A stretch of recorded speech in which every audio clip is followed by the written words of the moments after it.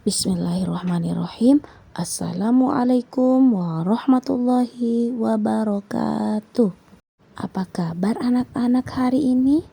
Alhamdulillah, semoga sehat-sehat semua ya, dan tetap dalam lindungan Allah Subhanahu wa ta'ala. Alhamdulillah, hari ini kita kembali belajar PAI. Sebelum belajar, kita berdoa terlebih dahulu. Bismillahirrahmanirrahim. Rabbi zidni ilman warzuqni fahman. Ya Allah, tambahkanlah ilmuku dan berilah aku pemahaman yang baik. Amin. Pembahasan kita kali ini yaitu tentang Al-Quran Surah An-Nas. Anandaku yang soleh dan solehah, An-Nas artinya manusia.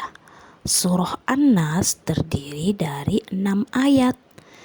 Surah An-Nas merupakan surah yang ke-114 di dalam Al-Quran dan juga merupakan surah terakhir dalam Al-Quran. Surah An-Nas diturunkan di kota Mekah setelah surah Al-Falaq. Surah An-Nas termasuk dalam kelompok surah Makkiyah.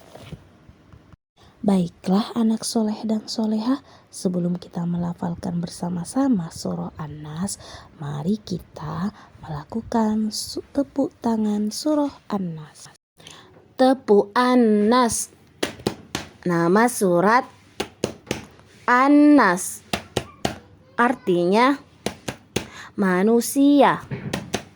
Jumlahnya 6 ayat. Diturunkan di Mekah. Alhamdulillah. Masya Allah, itulah tadi tepuk tangan surah An-Nas. Dan Ustazah harap teman-teman bisa mempraktekannya di rumah masing-masing. Nah, sekarang kita akan membaca bersama-sama atau melafalkan bersama-sama surah An-Nas. Ikutin Ustazah ya. A'udzu billahi minasyaitonir rajim. Bismillahirrahmanirrahim. Qul a'udzu birabbin nas, malikin nas, ilahin nas, min syarril waswasil khannas, alladzi yuwaswisu fi sudurin nas, minal jinnati wan nas. Shadaqallahul azim.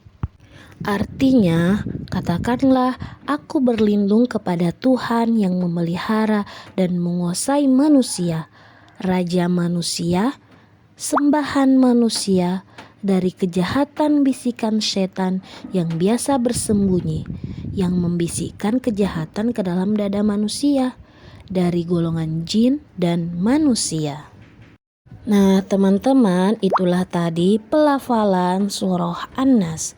Sekarang kita akan membahas apa-apa saja kandungan dalam surah An-Nas. Yang pertama adalah Allah Subhanahu wa ta'ala adalah Tuhan bagi manusia, tempat pemohon perlindungan dan pertolongan. Yang kedua, Allah Subhanahu wa ta'ala adalah Maharaja bagi manusia. Allah Subhanahu wa ta'ala adalah satu-satunya yang wajib disembah oleh manusia.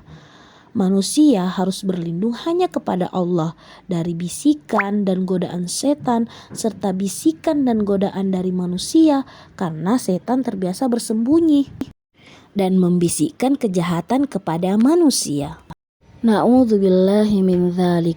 Maka dari itu teman-teman, kita harus tetap memohon perlindungan kepada Allah Subhanahu wa ta'ala, karena setan di mana-mana selalu mengintai kita.